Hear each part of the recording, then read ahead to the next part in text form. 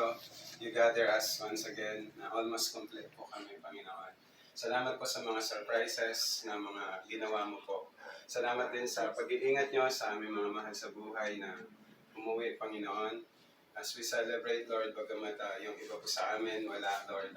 Ikaw po ang aming patuloy na pinagkukuhanan ng lakas. Lord, bless niyo po ang gathering na ito. Salamat po, dalayan po namin na patuloy na maging maigting yung aming mga relasyon.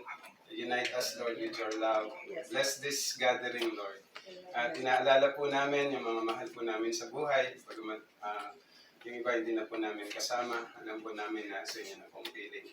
And we bless, Lord, each and every one. Ganun din po ang buong pagsasama namin hanggang nandito po sila. I-bless niyo rin po, Panginoon. Ganun din ang aming pag-celebrate ng mga nagdiwang ng kaarawan for the month of September, Lord. Di ko man sila mabanggit ng isa-isa.